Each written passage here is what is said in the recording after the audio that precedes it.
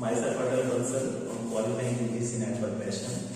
In the last video, we discussed about Anglo-Saxon literature, and today I will be discussing Greek literature, Roman literature, all the literature that took place before Chaucer, before 1340. Friends, before understanding the literature, you should have brief idea about the periods in the Greek literary history.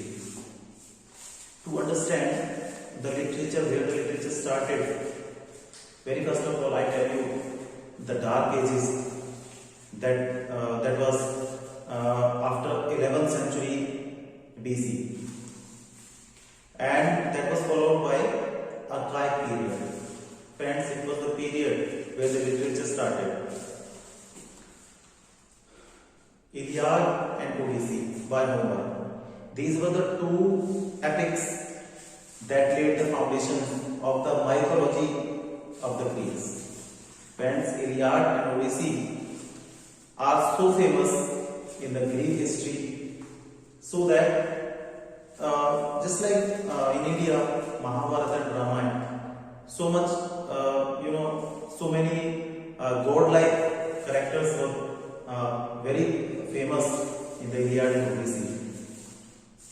After Archaic period, it was the classical period that followed the Archaic, and then Hellenistic period, and then Roman period, and then Byzantine Empire, and then later on the Anglo-Saxon periods, and then so on.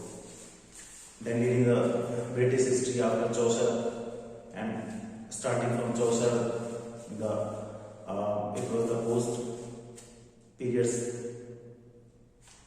and Chaucer started the literary works, and so. Friends, I tell you, if you want to study Greek literature and the literature before Anglo-Saxon period, I have given you the idea about the periods. What were the periods? Archaic period, that started the literature, that laid the foundation of the literature. Mr. Homer, very first writer, very first poet who laid the foundation of literature. Iliad and Odyssey were two very famous works by him, and that were also responsible for making the mythology in the Greeks, just like as in our India, Ramayana, Mahabharata, Ram, Krishna, all these, these were the greats and these were the lords in our area, in our India. In the same way, Iliad and Odyssey were the two epic in the Greek history. Friends, if you do not study Iliad and Odyssey, you cannot understand the Greek literature, and also the literature coming up, literature after Greeks, Anglo-Saxon literature, and then the most famous literatures, Chaucerian period, Restoration periods, Romantic periods, modern, postmodern, and so on. So friends, I tell you, tragedy and drama were the most famous type of works in literature that were famous in those days. Aeschylus, Sophocles, and Euripides. These three writers were very famous for their tragedies. So we will be discussing later. If you want to study the comedians of that time, Mr. Aristophanes was very famous for new comedy, and then Mr. Aristophanes was famous for old comedy, and then Menander was famous for new comedy. Very little difference was seen in these two poets. Apart from Homer, it was Hesiod. Hesiod's two works, Theogony and Work and Days. Theogony, as its name tells, Theo means religion, Theogony was is thought to be very first word that was known to make the mythology in the Greeks. In the same way, work and days, Hesiod's second work, was also very famous to tell the calendar. Work and days is just like a calendar. What is going to happen, what will be taking place in Greek at that time. Historically, history writers were Thucydides and Herodotus. Thucydides and Herodotus. These were the two writers famous for the writing history. Contemporary history they were writing, and after archaic period, after classical period, lot of Roman writers also flourished. That took the theme from these very writers. Friends, if you talk about exams point of view, we can discuss Iliad and Odyssey, plus Aeschylus, Euripides, and so forth. Most of the exam have the questions related to Aeschylus, Euripides, and so forth. The most famous, the most important of all these is Sophocles, Oedipus. Friends, you'll be surprised to know Oedipus was so famous even in the modern era, even today. As all of you know, I belong to pharmacy field. Edema is a disease. The name edema has been taken from that particular work by Sophocles. Edema means swelling. When there is a swelling in the limbs and in our body, when there is a retention of fluid, the disease is called edema. And that has been taken from Oedipus, the king, the tragedy by Sophocles. Friends, as in our India, Ekta Kapoor, as all of you know, a famous serials like Ekta Kapoor, Kyunki Saas Bhi Kabhi Bahu Thi, all the serials starting from K, they were stretching on and on and on and on. In the same way, Greek literary writers were stretching these two things, Trojan War plus Oedipus the king. These two were stretching on and on and on and on. The same family that was belonging in the Oedipus the king and the same family that was belonging to the Trojan War from Trojan side as well as from Greek side were discussed later on in every work, every tragedy. I tell you, most of the tragedies were discussing about all these two works. Friends, today I tell you first of all these brief things, and then we will be studying Trojan War in detail. That is the topic of Iliad and Odyssey, and also other tragedies by other writers also. Even the Euripides has also written the subject Trojan War. Friends, before studying Trojan War, I tell you about the periods. In archaic period and classical period that followed archaic period contains all these works, and then classical period was followed by the Roman Empire, Roman periods. I will be discussing in the coming up videos, and I will be giving you the idea what they produce, what kind of literary work they produce later on. But today, comedy writers we should also discuss. Comedy writers in the Greek history, Aristophanes was very famous for the comedy writing. For old comedy writing, he was replaced by Menander for new comedy. Friends, from net NET's exam's point of view, to only memorize that Aristophanes was a comedian and then Menander replaced him as a new comedian. This is enough. And you can study, as all of you know, the NET exam is such that the questions can be set from anywhere. Even it is very, very difficult to have an idea where the questions have been coming from, where the how the examiner is thinking, where the questions have been setting out. Friends, now without wasting too much time, from exam's point of view, Trojan War, that is the topic for so many tragedians and for so many works that took place in the Greek literary history.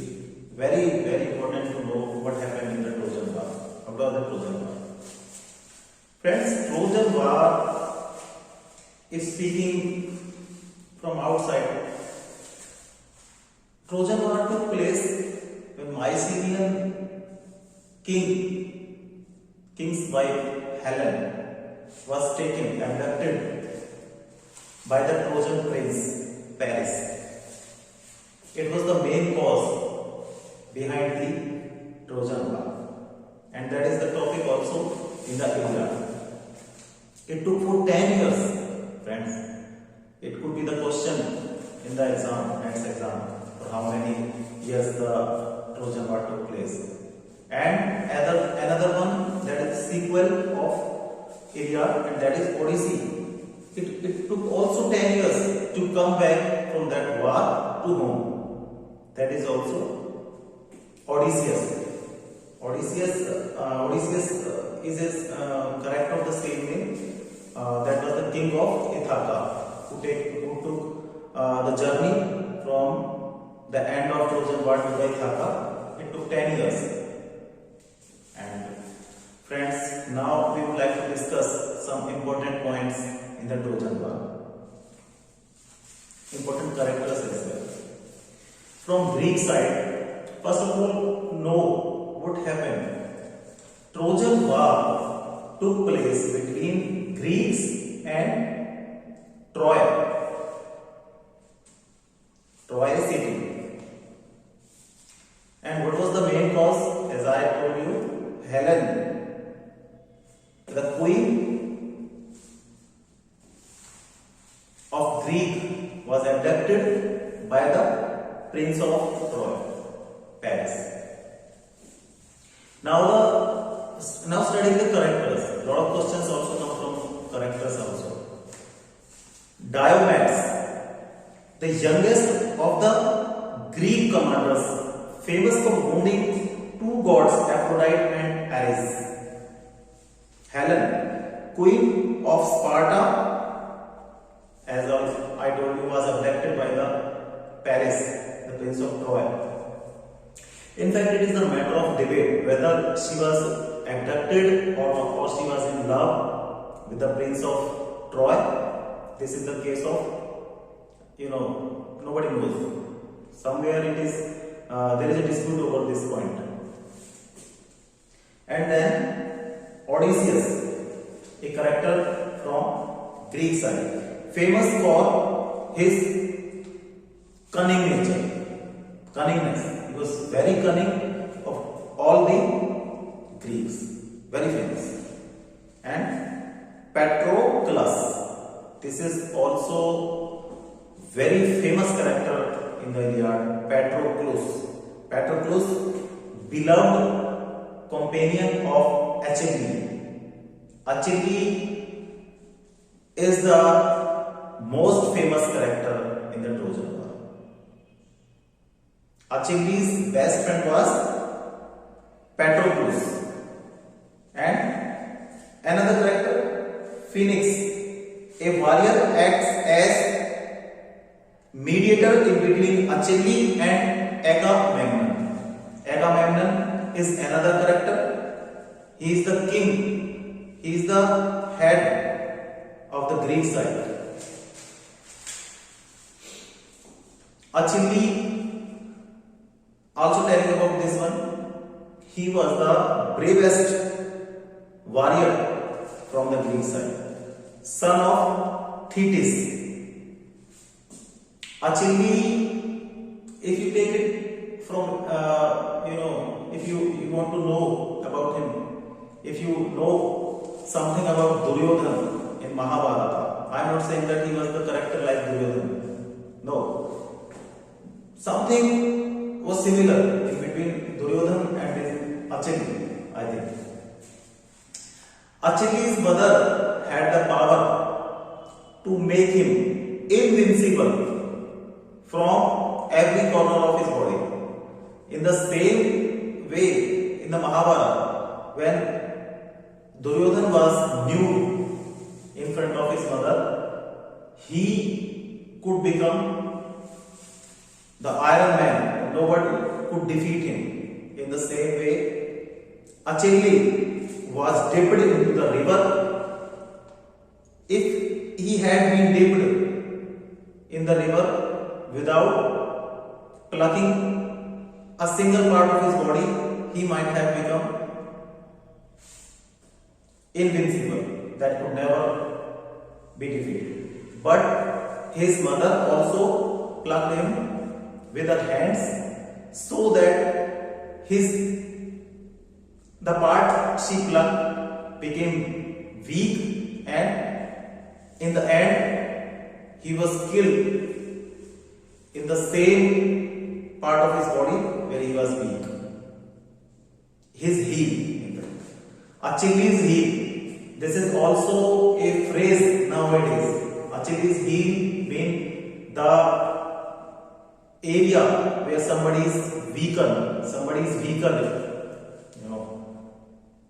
You can attach that from the Duryodhana also. Agamemnon, he was the king and supreme commander of the Greek army and king of Messene. Menelaus, now another character is Menelaus, husband of Helen, who was abducted by the Paris, and brother of Agamemnon. Ajax, also one of the strongest warriors in the Greek army. Calchas, a powerful Greek prophet and omen reader, guides the Greek through the war with the predictions. They were giving the predictions regularly that this is going to happen. So if you don't do this, you can prevent from this kind of action. Always, at every time, he was giving his omens that please don't do this, otherwise you will be in this kind of danger. So he was also very important from Greek's point of view. Now, the female characters, apart from Helen, and very important in the Trojan War. As you know, Trojan War continued for 10 years. So, there are so many characters. I will be discussing only smaller ones, important ones, and in the brief also. In the Greek time, I tell you, it was a time when women had very bad condition to live in. They could be sold out here and there, like anything, like any, just like if you are doing any kind of business, they were free to trade anywhere. So when in the same way, Briseis is a character in the Trojan War, a woman captured in the sack of Lyonesse, a small town in the territory of Troy, and awarded to Achilles. ब्राइसिस एक lady थी जिसको अचिल्ले को दान में दे दिया गया था, because he had won that kingdom, and Briseis was his thing, just like to holding the property.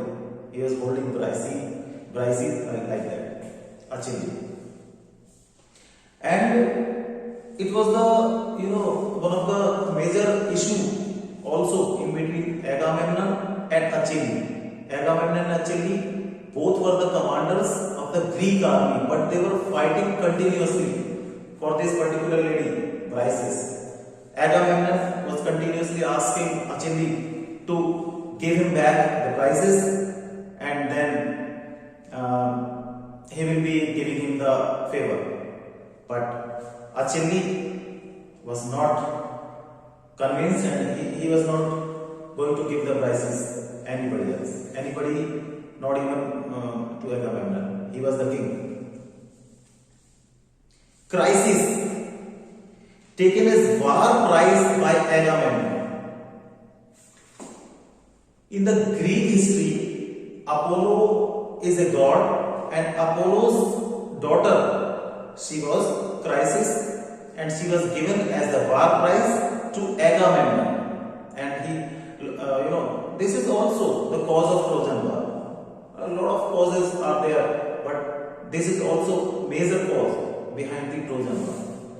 Troyes were regularly asking Chryses to hand over back to Apollo, his father, but Agamemnon denied that he is not going to give Chryses for any price. Diomed, also a slave woman taken by Achilles, whom he took from Lesbos. So friends, these were 2 or 3 ladies that were born in a battle, and most beautiful also. Very, all the warriors, all the great warriors were fighting for these ladies in the Trojan War. Pandarus. It is also a character in the story, a archer from the Troy side.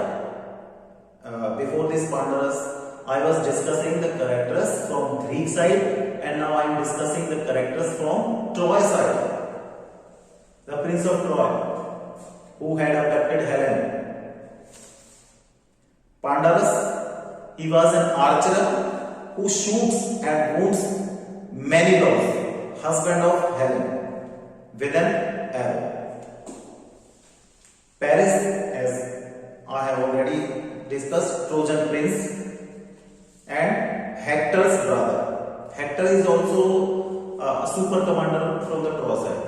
He was his one of the strongest brother, just like Dushashan in the Mahabharata. Paris was just like Duryodhan, and Hector was just like Dushashan, also called Alexander.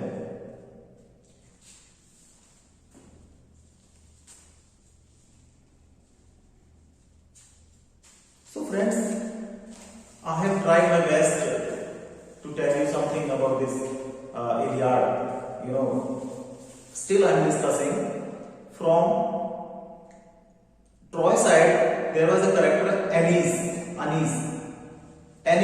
son of Aphrodite the god, son, cousin of Hector. He was also one of just like Chorus. Only major figure who survived the war. Aeneas.